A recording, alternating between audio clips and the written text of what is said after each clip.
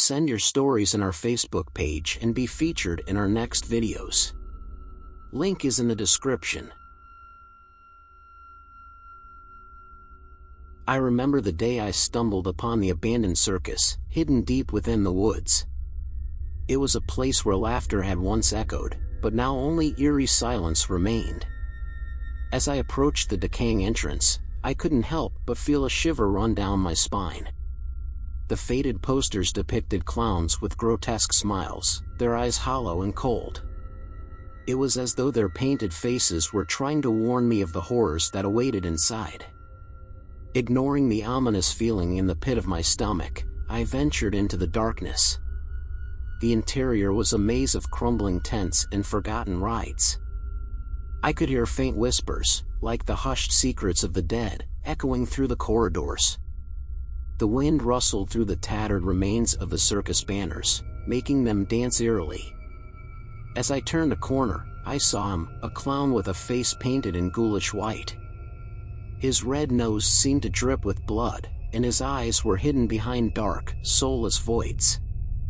He held out a bouquet of wilted flowers, his skeletal fingers trembling.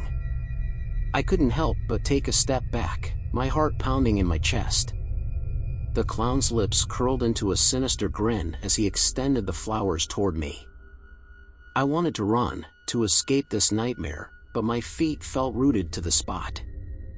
I reluctantly took the bouquet, and as I did, the clown's laughter filled the air, a chilling, otherworldly sound that sent shivers down my spine. Then, with a swift, jerky movement, the clown vanished into thin air, leaving behind nothing but the fading sound of his haunting laughter. I was alone again, with the flowers as my only company. I couldn't help but feel that they held some dark, malevolent secret. I rushed out of the cursed circus, my heart still racing.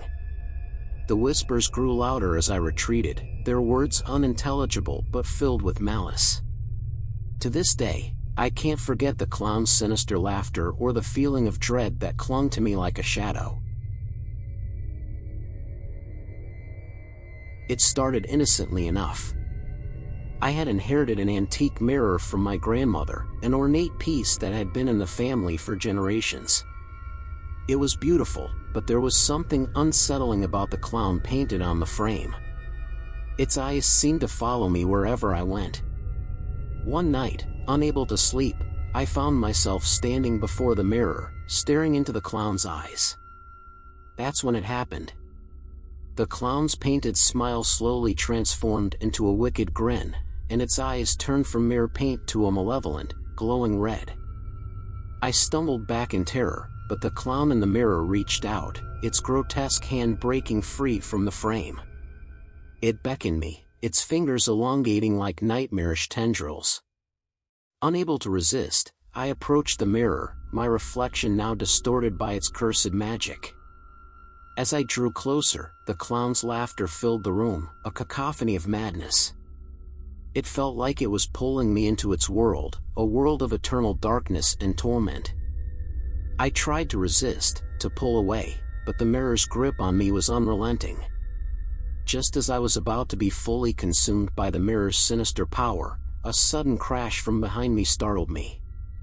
My roommate burst into the room, shattering the mirror with a baseball bat. The clown's laughter turned into a blood-curdling scream, and the mirror shattered into 1,000 pieces, releasing me from its grasp. I was left shaken and terrified, but the curse had been broken. The clown's malevolence was gone, and all that remained were the shattered fragments of the mirror. I thanked my roommate for saving me, but he could never truly understand the horror I had experienced in that cursed reflection. I had always been terrified of clowns, so when my friends suggested we visit the old, run-down carnival on the outskirts of town, I reluctantly agreed. They thought it would be funny to scare me, but they had no idea what horrors awaited us there. The carnival was a desolate place, with rusty rides and faded banners. The wind howled through the abandoned stalls, creating an eerie atmosphere. As we explored, we heard faint laughter echoing through the empty grounds. My friends dismissed it as the wind playing tricks on us, but I knew better. As we reached the heart of the carnival, the laughter grew louder, more sinister. It was as if it was coming from all directions at once. Then, from the shadows, emerged a clown, dressed in tattered, blood-stained clothing. His makeup was smeared, giving him a grotesque appearance. The clown's laughter was maddening, a cacophony of insanity that seemed to drill into my brain. My friends screamed and scattered in terror, leaving me alone with the clown. I tried to run, but my legs wouldn't obey. The clown approached me, his laughter growing louder and more deranged. He reached out with his gloved hand, and I felt an icy grip on my wrist. I tried to pull away, but it was like being held by an iron vice. The clown's face contorted with malevolence as he drew me closer. I could feel his hot, foul breath on my face as he whispered in a voice that sent chills down my spine, "You can't escape, my dear. You're mine now, forever." I screamed as the clown's laughter reached a deafening crescendo, and then everything went black. I woke up hours later, alone and shaken, in the midst of the abandoned carnival. My friends were nowhere to be found. I stumbled out of that cursed place, vowing never to return, haunted by the memory of the clown's haunting laughter and the feeling that he still watched me from the shadows.